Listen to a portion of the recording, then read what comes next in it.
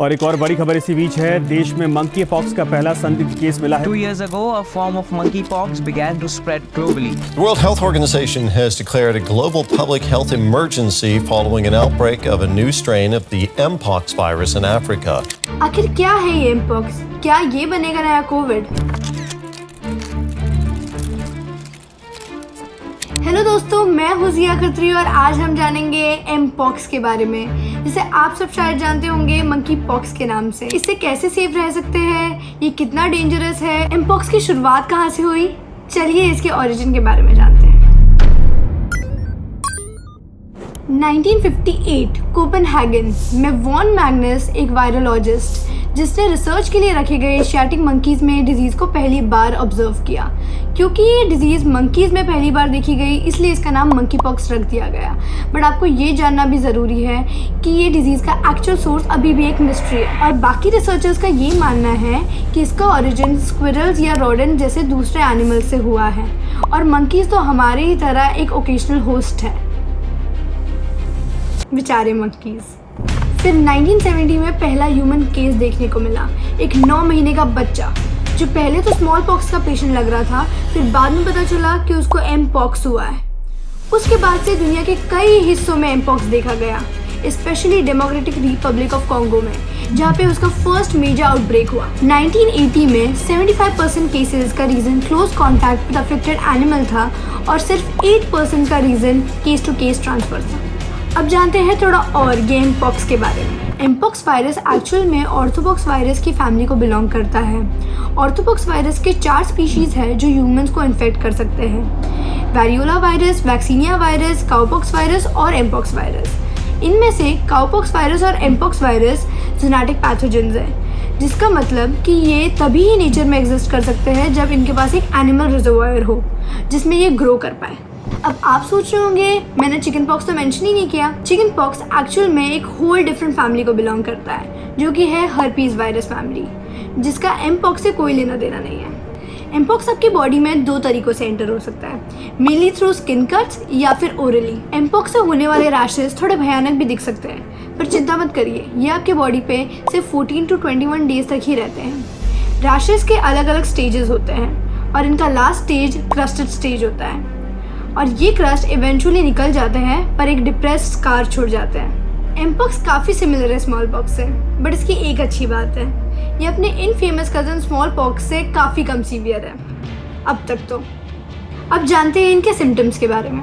Symptoms typically include fever, headache, muscle aches, chest tightness, cough, diarrhoea और एक rash, जो एक स्पॉट होता है पहले, फिर वो ब्लिस्टर में बदल जाता है।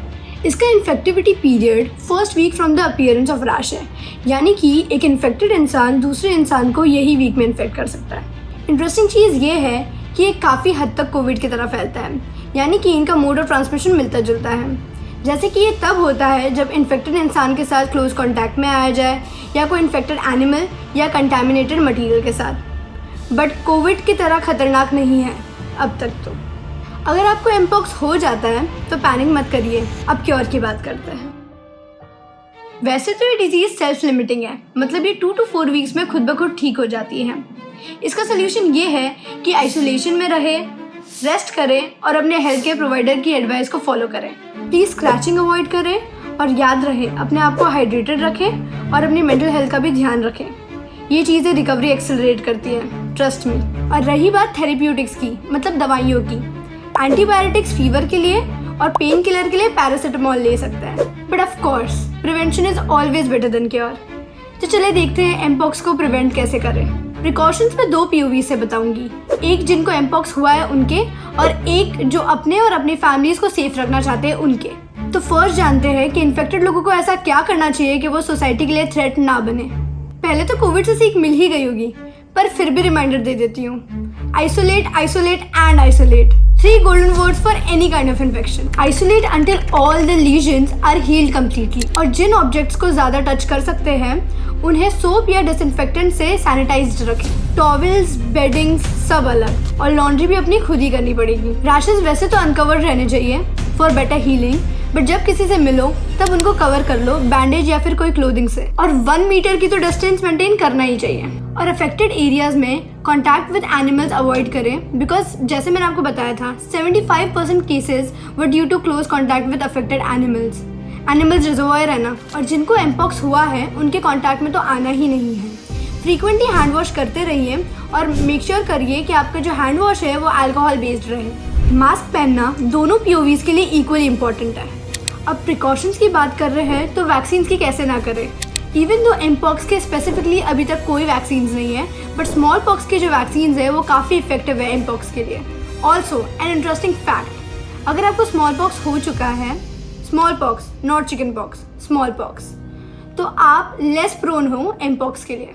According to WHO vaccination guidance 3 vaccine है स्मॉल पॉक्स के लिए, MVA-BN, LC16 और ACAM 2000।